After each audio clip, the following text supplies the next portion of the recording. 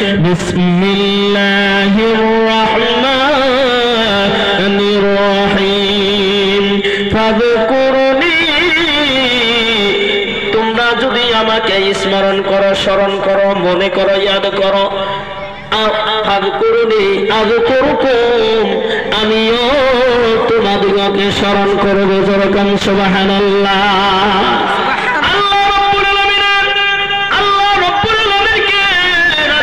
করার জন্য কোন একজন মানব যদি একবারও আমার আল্লাহ রাব্বুল আলামিন ওই বান্দার মাগফিরাতের জন্য 10 টাকা বইরা আসে যেরকম সুবহানাল্লাহ।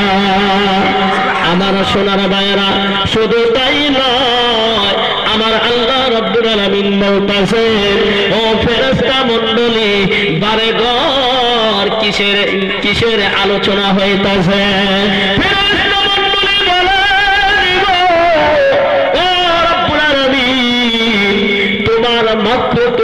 তোমার বড়ত্বের কথা আলোচনা হইতাছে, তোমার পবিত্রতা বিষয় আলোচনা হইতাছে।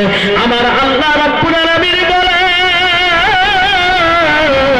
ও ফেরেশতা মণ্ডলী, ওই মানুষগুলো বারেবার যেই মানুষগুলো মজলিসের ভিতরে বসে বসে সুবহানাল্লাহ সুবহানাল্লাহ বলতাছে, ওই মানুষগুলো যতক্ষণ পর্যন্ত পবিত্র না হবে ততক্ষণ পর্যন্ত আমি হযরতে আজরাইলকে তাদের সাথে মুলাকাত করাইব না।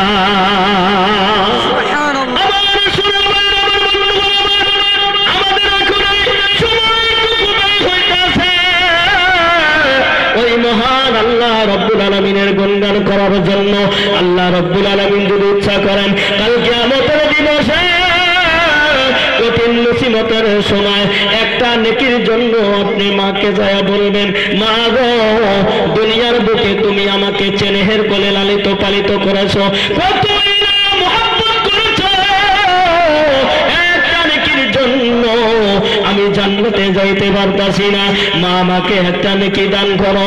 মা বলবে আমি তোমাকে চিনি না।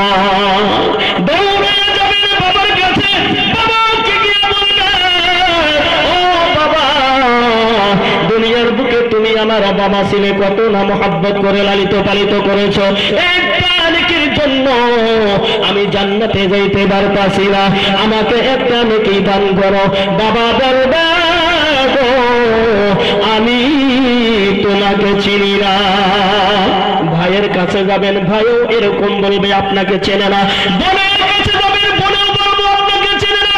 আপনার স্ত্রীর কাছে যাবেন, স্ত্রীও বলবে আপনাকে চেনে না। বন্ধুগণ, ওই বিপদের সময় কারো সাথে কেউ পরিচয় দিবে না। প্রত্যেকজন মানুষের মুখের মধ্যে একটাই শব্দ থাকবে, ইয়া নাফসি ইয়া নাফসি, আমাকে বাঁচাও, আমার নফসকে বাঁচাও। ওই বিপদের সময়, ওই কঠিন হাসরের মাঠে আল্লাহ রাব্বুল আলামিন যদি এই সময়টা পছন্দ করে থাকেন, কবুল করে থাকেন, এই কুরবানি যদি আল্লাহ রাব্বুল আলামিনের কাছে পছন্দ হয়ে যায় গো, ওই কাল কিয়ামতের দিবসে আল্লাহ রাব্বুল আলামিন এই সময়টুকু দিয়া আমাদেরকে অবশ্যই নাজাতের রাস্তা খুলে নিতে পারে। জোরে জোরে বলুন সুবহানাল্লাহ।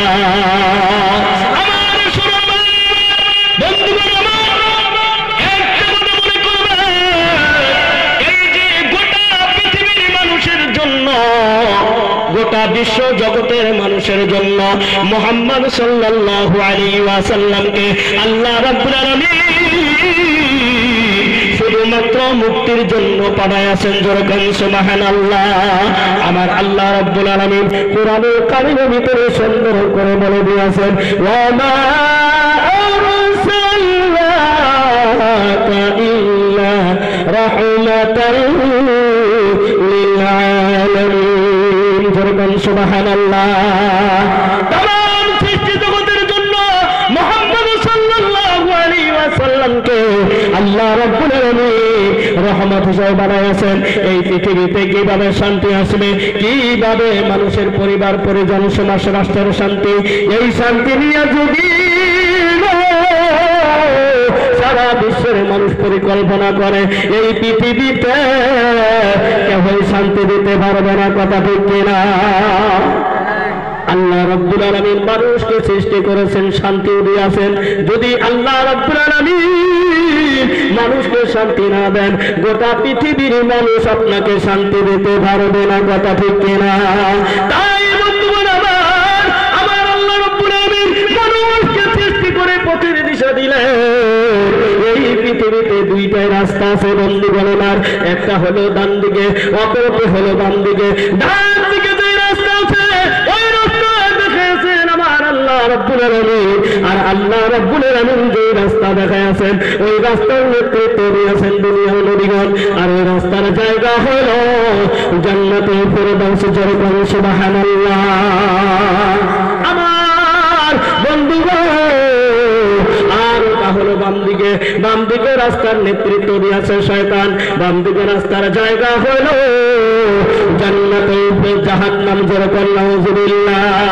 এই জন্য আল্লাহ রাব্বুল আলামিন কুরআনুল কারীমের ভিতরে সুন্দর করে বলে দিলেন, ফামান তাবিআ হুদায়া ফালা খাউফুন আলাইহিম ওয়ালা হুম ইয়াহজানুন।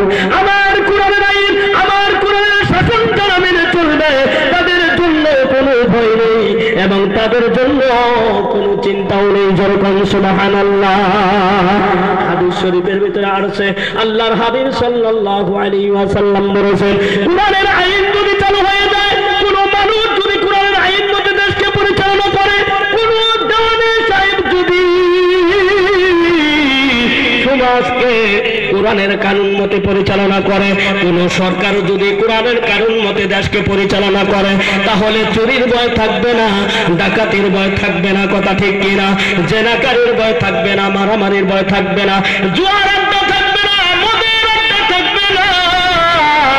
ও বন্ধুগণ সোনার ভাইয়ের আমার, কারণ জুয়া খেললে কি হয় সেটাও কোরআনের মধ্যে আছে।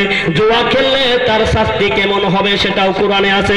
জিনা করলে কি শাস্তি হবে সেটাও আল্লাহ রাব্বুল আলামিন কোরআনুল কারীমের ভিতরে সুন্দর করে বলে দিয়েছেন। বন্ধুগণ প্রত্যেকটার বিষয় আমাদেরকে আল্লাহ রাব্বুল আলামিন কোরআনের মধ্যে বলেছেন না নাই? আমার সোনার ভাইয়েরা, বন্ধুগণ আমার, তাই এই দিনকে জিন্দা রাখার জন্য আল্লাহ রাব্বুল আলামিন এই জীবন যে আমাদেরকে দান করেছেন, এই জীবন দিয়া ওই আল্লাহ রাব্বুল আলামিনের দিনকে জিন্দা রাখতে হবে। আর যে সম্পদ আমাদেরকে আল্লাহ রাব্বুল আলামিন দিলেন, এই সম্পদ দিয়া কিছু অংশ আল্লাহ রাব্বুল আলামিনের রাস্তায় খরচ করতে হবে। বন্ধুগণ কোরআন যদি কিয়ামতের দিবসে আপনার বিপক্ষ চলে যায়, তাহলে কোনো একজন নবী আপনাকে জান্নাতে সুপারিশ করে নিতে পারবে না। আর যদি কোরআন আপনার সপক্ষ হয়ে যায়, আপনার জন্য বন্ধু হয়ে যায় বন্ধুগণ, তাহলে কোনো একজন মানুষ যতই দালালি করুক না কেন আপনাকে কেউ জাহান্নামে দিতে পারবে না। কোরআন শরীফ আপনাকে অবশ্যই সুপারিশ করে আল্লাহ রাব্বুল আলামিনের জান্নাতে নিয়ে যাবে।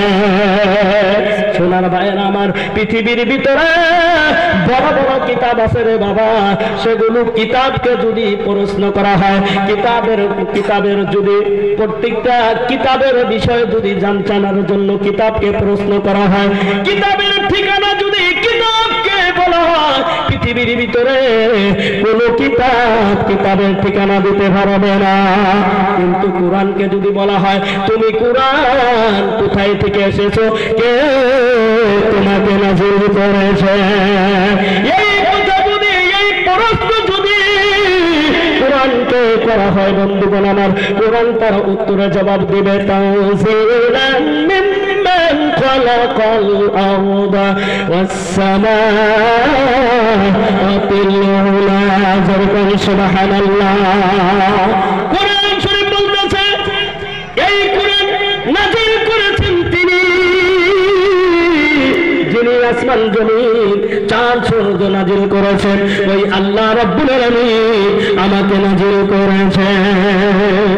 ইয়া এরপরে যদি কোরআনকে কেউ প্রশ্ন করে, বুঝলাম আপনাকে আল্লাহ রাব্বুল আলামিন নাজিল করেছে, কিন্তু এটাও বলুন তো আপনি দুনিয়ায় আসার আগে কোথায় ছিলেন? এই প্রশ্ন যদি কোরআনকে কেউ করে, কোরআন তার প্রতি উত্তরে জবাব দিয়া দিবে, রে বাবা, বাল হুয়া কুরআনুম মাজিদুন ফি লাওহিন মাহফুজ। আমি ছিলাম লাওহে মাহফুজে, সেখান থেকে দুনিয়ায় অবতীর্ণ হয়েছি।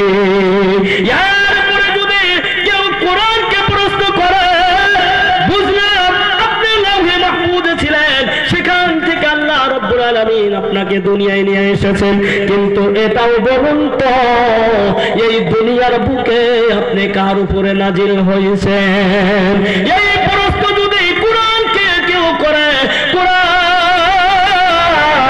তার প্রতি উত্তরে জবাব দিয়া দিবে, ওয়া আমিনু বিমা নুজিলা আলা মুহাম্মাদ। জোরে বল সুবহানাল্লাহ, নারে তাকবীর।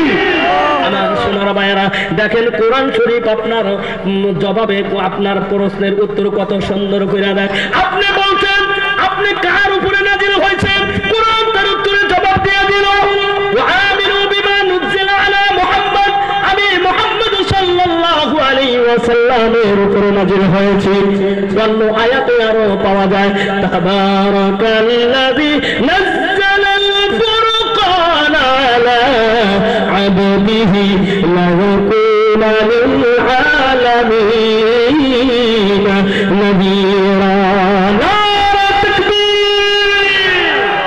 আমার সোনার ভাইরা, কোরআন বলতেছে তাবারাকাল্লাযী নাযালাল ফুরকানা আলা আবদিহি লিয়াকুনা লিল আলামিন নাযীরা। অতি বরকতপূর্ণ মহান শক্তিশালী আল্লাহ রাব্বুল আলামিন, যিনি তার বান্দার উপরে ফুরকান শরীফ নাজিল করেছেন। কোরআনের বহুত নাম আছে, কোরআনের আর একটা নাম হলো ফুরকান, আল ফারকু বাইনাল হাক্কি ওয়াল বাতিল। কোরআন হচ্ছে এমন একটা কিতাব যাহা সত্য এবং মিথ্যার ভিতরে পার্থক্য করে দেয়, তার নামই হলো কোরআন।